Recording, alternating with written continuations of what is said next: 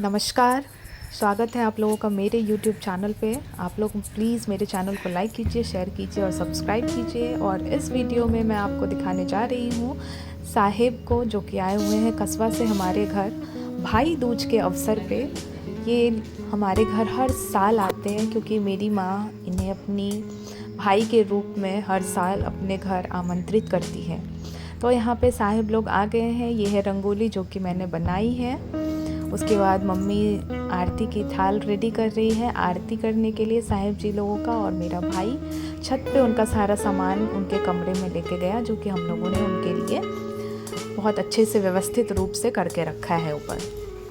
उसके बाद ये रंगोली वगैरह हो गया। मम्मी तब तक आरती वगैरह जला के लेके निकल ही रही थी, तब तक मैं मम्मी का वीडियो बनाने लगी। फिर मम्मी आई आरती करने के लिए। यहाँ पे एक बटरफ्लाई था जो कि एकदम बहुत ही ज़्यादा उड़ रहा था। और यहाँ पे मैंने बाहर गेट के दरवाजे के पास भी एक रंगोली बनाई थी स्वागतम लिख के। और मेरा भाई गया साहिब जी का चरण धोने के लिए, क्योंकि हम लोगों में ये एक रिचुअल है कि अगर कोई संत लोग हमारे घर आते हैं तो हम लोग उनका चरण बहुत अच्छे से धोते हैं। और उनका जो धुला हुआ पानी होता है पैर धोने के बाद, जो पानी होती है उसे हम अपने घर में पूरा बहुत अच्छे से चारों कोने में थोड़ा थोड़ा सा डाल देते हैं।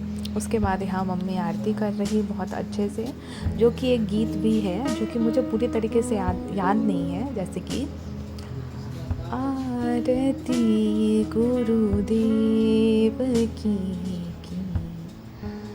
आरती गुरुदेव जी की। उसके बाद मैं भी आई आरती करने के लिए। फिर मैंने बहुत अच्छे से दोनों बड़े साहब, जो जिसका कि अभी मैं आरती कर रही हूँ, फिर उसके बाद छोटे साहब जो कि उनके शिष्य हैं, उनका भी मैंने बहुत अच्छे से आरती करा। फिर उसके बाद मैंने दोनों का बहुत अच्छे से चरण स्पर्श करके आशीर्वाद प्राप्त करे। फिर इन सब के बाद साहिब जी लोग ऊपर गए विश्राम करने के लिए। और माँ बहुत ज़्यादा खुश थी क्योंकि साहिब जी लोग पहले कह रहे थे कि अभी टाइम नहीं है, लेकिन वो लोग टाइम निकाल के आए। और यहाँ से हम साहिब जी वो लोगों के साथ खेल रहा है। हम लोगों को तो पता ही नहीं चला कि कैसे एक दिन बीत गए साहिब जी लोगों के साथ। और बहुत अच्छे से हम लोगों ने ध्यान करा, पूजा करा। और खाना भी जो था एकदम टाइम गाड़ी चला के दिखा दो बेटा बैठ के, बिना लहसुन प्याज के। और ये लोग बेसिकली कबीर पंथ के हैं, तो बहुत अच्छा लगा। बहुत सारे विचार इन्होंने हमें बताए, जैसे कि उनमें से एक था कि कागज़ के फूल से खुशबू की कामना करना व्यर्थ है।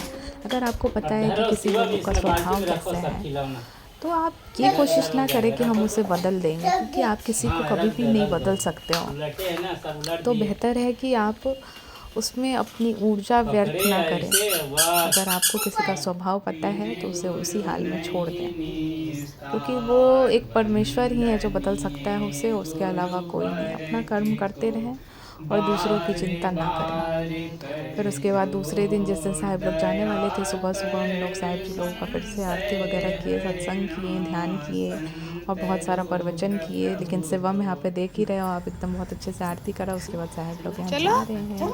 हम लोग सबको ही जा रहे थे छोड़ने उन्हें बाहर दरवाजे तक। मम्मी, हम, शिवम, बड़ी मम्मी, भैया, सब कोई। बड़े साहब भी अपने गाड़ी के पास खड़े थे। इसके बाद वो लोग चले गए। साहिब बंदगी। Thank you for watching everyone.